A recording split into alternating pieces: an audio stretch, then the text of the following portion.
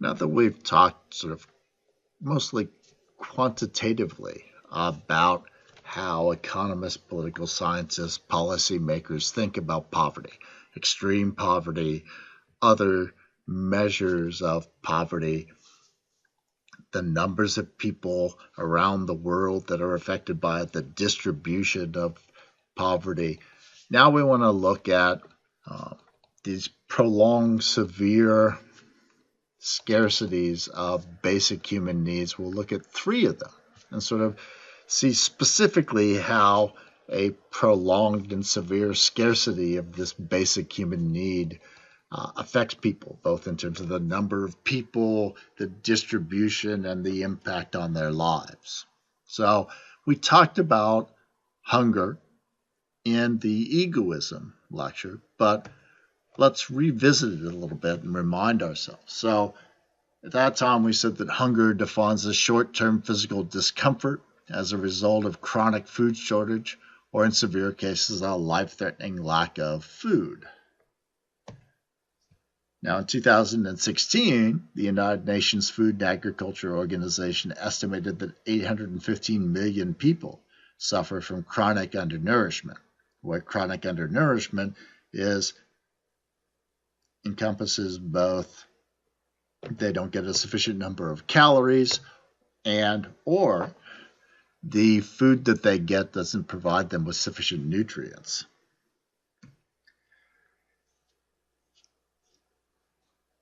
2006 also produced the estimate of about 5.6 million children dying each year worldwide from hunger. And that translates to about 15,000 children a day. So that's just children all around the world who die specifically from hunger. 15,000 a day, totaling 5.6 million worldwide every year. What about drinkable water? What about access to safe sources of drinking water? Well, potable water, again, another basic human need that is subject to scarcity. So recent estimates show that approximately 1.1 billion people worldwide, or about 14.47% of the world population, live in conditions of water scarcity. They don't have regular access to adequate amounts of water. Another 2.7 billion, or about 35.5% of the world's population, live in water scarcity for at least 1 month a year. So there's at least 1 month where they don't have adequate water to drink. When we combine those two numbers, we get 49.97% of the world's population experience some amount of water scarcity every single year. It's half the world's population. This map gives us a little idea about the distribution and the kinds of water scarcity that we're talking about here. So the gray areas are areas where water scarcity hasn't been estimated. The blue areas are where there's little or no water scarcity. The red areas are places where they have physical water scarcity. That is, there physically isn't enough potable water available. So portions of Australia, areas in China, the Arabian Peninsula, all these areas on the northern part of Africa, parts of Mexico and the American Southwest, right, including California. These are all areas that experience physical water scarcity. They just don't have enough water. So for instance, in the United States, a lot of the physical water scarcity is that there are no rivers or other sources of water on the surface. Instead, people are dependent for potable water on wells and groundwater.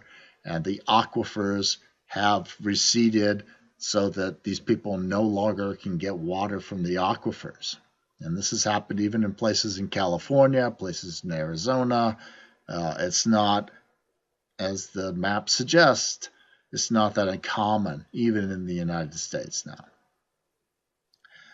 There are areas where they haven't actually gotten to the point where they have physical water scarcity, but they are approaching physical water scarcity. And so those include the coast here on South America, places in Mexico, places in the Gulf of Mexico, the Horn of Africa. In fact, Johannesburg is the first major city to experience physical water scarcity. Madagascar, we have areas up here in Russia, China, Afghanistan, I believe Pakistan, that are approaching physical water scarcity. And instances of physical water scarcity are going to be exacerbated by climate change as well. And so this is going to be a problem that gets worse even if populations in these areas don't increase, for instance. Finally, we have this category of economic water scarcity. These areas are places where there are adequate amounts of drinkable water, but the water is too expensive for a significant number of people in that area so that they experience water scarcity even though there's enough water because they just can't afford the water. The last one that we're going to look at here is preventable diseases. So preventable diseases are diseases usually there are diseases that cause death. Those are the ones that people tend to focus on. They're preventable in the sense that they could be prevented by vaccinations, by antibiotics, by drugs, by other medical treatments, so that people don't have to die from them. They don't have to suffer from the disease if they simply had basic medical treatments. So the World Health Organization issued a report in 2010 in which they concluded that at least half the world's population still do not have full coverage of essential health services, and an estimated 97 million people were impoverished by out-of-pocket healthcare spending. So half the world's population, they simply don't have access to essential health services, things like vaccinations or antibiotics or hospitals if they need operations and things like that. An additional 97 million people had access to them, but paying for them resulted in them becoming impoverished. So they too, as a result of the cost of their treatment, are experiencing scarcity now. What sort of diseases are we talking about? Well, let's look at the number of daily deaths from diseases, all of which are to some degree preventable. That is, at least you don't have to die from them. So every day in the world, 10,814 people on average die from respiratory infections. So infections are problems that can be treated straightforwardly with antibiotics in almost all circumstances, and they rarely are the sorts of things that people die from. Only if you're, say, very old or very sick will a respiratory infection result in your death if you get proper medical treatment. The next category, 7,852 people die every day from HIV/AIDS, and antiviral drugs, when they are available, can prevent people from dying prematurely or too prematurely anyway from HIV/AIDS, in that they live relatively normal lifespans if they have regular medical treatments and these antiviral drugs. Diarrheal diseases kill 5,482 people, and again, these are preventable deaths. Usually all people need is hydration during the period they have diarrhea and or antibiotic treatments, and most of these deaths can be prevented as well.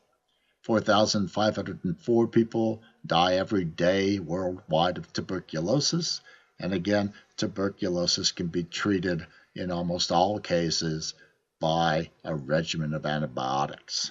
Childhood diseases like mumps, measles, and rubella kill about 3,611 children every single day. These diseases, generally speaking, are preventable by vaccinations that these children just don't get. Malaria kills 3,079 people.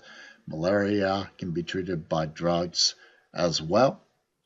And so we see that there are thousands and thousands of people who die every single day around the world from diseases that actually don't have to kill them. So to give an idea of distribution here, I've got this map from the World Health Organization and UNICEF that gives us a sense of immunization rates for measles in 2013. And so the good news areas, basically areas where you've got approximately 90% or more coverage, are these areas in dark blue. So there are lots of countries that do a good job with measles vaccinations so that children don't die of measles. There are countries, 28 specifically, where the vaccination rate is 80 to 89, so only, as it were, 11 to 20% of the infants in these countries are needlessly at risk because they didn't get vaccinated. Then there are 33 countries where the vaccination rate is 50 to 79%, and there are 4 countries, for instance, Somalia here, where the vaccination rate for measles is below 50%. So half of their infant population is at risk of dying from a disease that an immunization would make something that they'd never have a chance of getting or dying from. So now we've looked at 3 basic human needs and rates and distributions of prolonged severe scarcity with regard to those needs. Let's now finish by looking at estimates of the cost for dealing with extreme poverty worldwide. So in 2013, Oxfam estimated that roughly $60 billion a year would end all world poverty, that is, extreme world poverty. And they advertised that statistic with this announcement, and I'm quoting, annual income of richest 100 people enough to end global poverty 4 times over. So you take the average annual income of the 100 richest people in 2013, and that would be enough to end global poverty more than 4 times over. There was another way of thinking about resources and ending poverty.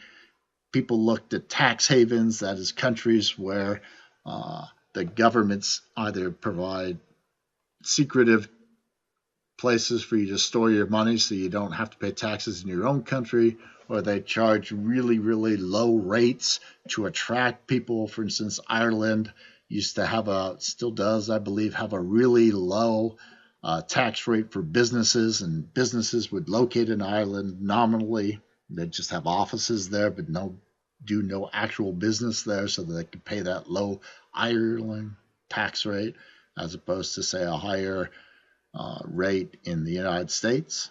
And it was estimated that the world got together and prevented that practice, prevented countries from creating these tax havens. That would raise $189 billion, which is enough to end poverty 3 times over. And another estimate just noted that if you took the top 50% income-wise of the world's population, and you had that top 50% donate $16 every year, then that would raise everyone out of extreme poverty in the bottom 50%.